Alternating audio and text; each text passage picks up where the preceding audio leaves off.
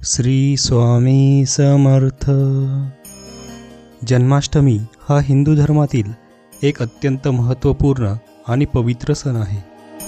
भगवान श्रीकृष्णांच्या जन्माच्या स्मरणार्थ हा सण मोठ्या उत्साहाने आणि श्रद्धेने साजरा केला जातो।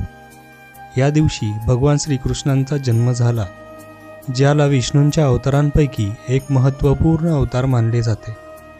भारतभरातील विविध भागात हा सण वेगवेगळ्या पद्धतीने साजरा केला जातो, परंतु त्यामागील भक्तिभाव आणि श्रद्धा मात्र सारखीच असते।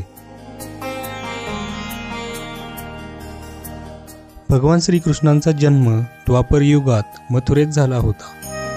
कंस नावाच्या राक्षस राजाच्या राज्यात अत्याचार वाढले होते आणि धर्माचा नाश होत होता। मथुरेचा राजा कंस अत्यंत क्रूर आणि अधार्मिक राजा होता। कंसाला त्याचे बहीण देवकीचा 8वा मुलगा वध करेल अशी आकाशवाणी झाली होती, म्हणून कंसाने देवकी आणि तिचे पती वसुदेव यांना कारागृहात बंद करून ठेवले। कंसाने देवकीच्या 7 मुलांना ठार मारले, परंतु 8व्या मुलाच्या जन्मावेळी चमत्कार घडला। विष्णूंच्या इच्छेने हा मुलगा सुरक्षित राहिला आणि तेच भगवान श्रीकृष्ण होते।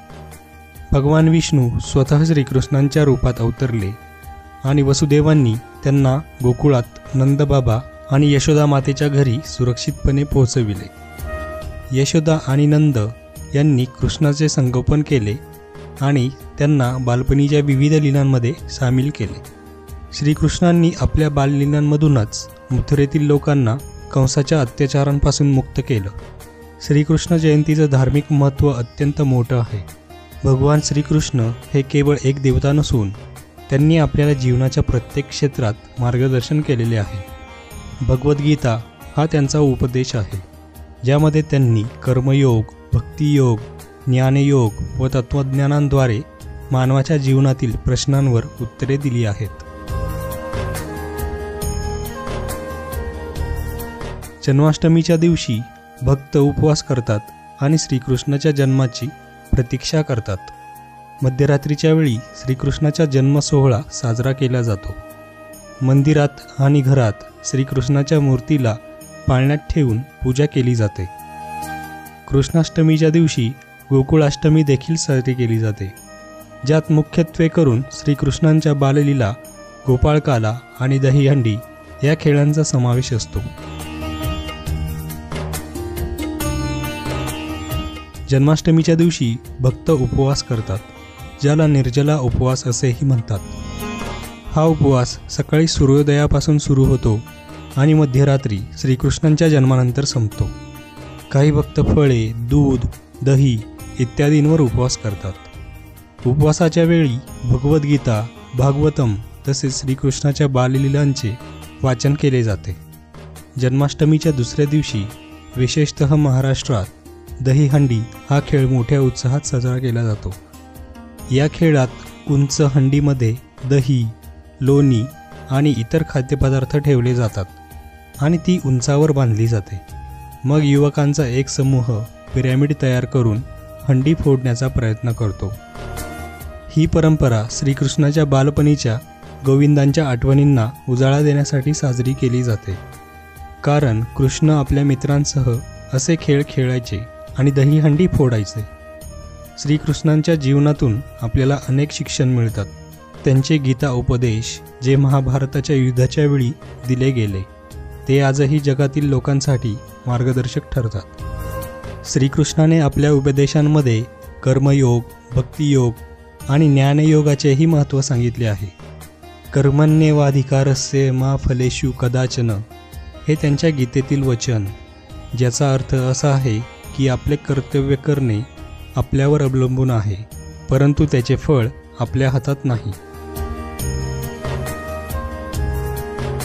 श्रीकृष्णाच्या जीवनातील विविध लीलांना अत्यंत महत्त्व आहे। त्यांच्या बाललीलांमध्ये गोपाळ क्रीडा, गोवर्धन पर्वत उचलणं, कंसाचा वध, कालिया नागाचा पराभव इत्यादी अनेक गोष्टी येतात। या लीलांमधून त्यांनी मानवांना जीवनाचं तत्त्वज्ञान शिकवलं। उदाहरणार्थ, गोवर्धन पर्वत उचलणं हे लीलाचं एक महत्त्वाचं उदाहरण। भगवान श्रीकृष्णाने इंद्रदेवतेच्या कोपापासून गोकुळवासियांचं रक्षण करण्यासाठी गोवर्धन पर्वत उचलला. यावरून त्यांनी भक्तांना शिक्षण दिलं की संकट येतात पण भक्तांनी देवाच्या आश्रयाला जावं आणि संकटांवर मात करण्याचं धैर्य दाखवावं. भगवान श्रीकृष्णांचं बालपण अत्यंत आनंददायक आणि खेळकर होतं.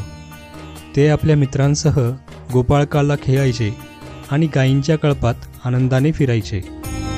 त्यांच्या बाललीला जसे की दही चोरणे, गोकुळातील स्त्रियांना त्रास देणे हे सर्व त्यांच्या बालपणाच्या कृत्यांना अद्वितीय बनवते.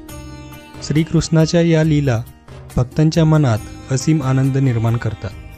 जन्माष्टमीच्या सणानिमित्त रासलीला आणि भजनांची विशेष गीते गायली जातात. रासलीला हे श्रीकृष्णाच्या गोपिकांसोबत खेळलेल्या नृत्याचे प्रदर्शन असते. या रासलीलांमध्ये भक्ती, प्रेम आणि आनंदाचे अद्भुत मिश्रण असते. अनेक ठिकाणी जन्माष्टमीच्या निमित्ताने विशेष रासलीला कार्यक्रम आयोजित केला जातो, ज्यामध्ये श्रीकृष्ण आणि राधा यांची प्रेमकथा सादर केली जाते. जन्माष्टमीच्या दिवशी मंदिरांना विशेष सजावट केली जाते. फुलांची तोरणे, दिवे आणि रंगबिरंगी कागदांच्या पताका यांचा वापर करून मंदिरं सजवली जातात. श्रीकृष्णाच्या मूर्तीला नवे वस्त्र परिधान करून विविध प्रकारचे अलंकार घालून पूजा केली जाते. मध्यरात्रीच्या वेळी श्रीकृष्णाच्या जन्माची आरती केली जाते आणि प्रसाद वाटप केले जाते. जन्माष्टमी हा सण फक्त धार्मिक दृष्टिकोनातून नव्हे तर सामाजिक दृष्टिकोनातूनही महत्त्वाचा आहे. श्रीकृष्णाने आपल्या उपदेशांद्वारे जीवनातील सत्य आणि धर्माचे पालन करण्याचे महत्त्व सांगितले आहे. त्यांनी सांगितलेल्या तत्वांवर चालून भक्त आपले जीवन अधिक सुसंस्कृत आणि आनंदमय करू शकतात. जन्माष्टमीच्या सणाच्या निमित्ताने भक्त एकत्र येऊन समाजात सद्भावना आणि एकतेचा संदेश देतात. भारताच्या विविध भागांमध्ये जन्माष्टमी विविध पद्धतीने साजरी केली जाते. उत्तर भारतात विशेषतः वृंदावन आणि मथुरेत हा सण अत्यंत धूमधडाक्यात साजरा केला जातो. दक्षिण भारतात देखील विशेष पूजाविधी आणि सांस्कृतिक कार्यक्रम आयोजित केले जातात. पश्चिम भारतात विशेषतः महाराष्ट्रात दहीहंडी उत्सवाचा विशेष उत्साह असतो. या सर्वांमुळे जन्माष्टमीचा सण एक सार्वभौम सण म्हणून गणला जातो. जन्माष्टमीचा सण भावी पिढ्यांसाठी धार्मिक, सामाजिक आणि सांस्कृतिक मूल्ये शिकवण्याचे एक साधन आहे. श्रीकृष्णाच्या जीवनातील घटनेमधून मुलांना कर्तव्य, धर्म, प्रेम आणि निष्ठा यांचे महत्त्व शिकवले जाते.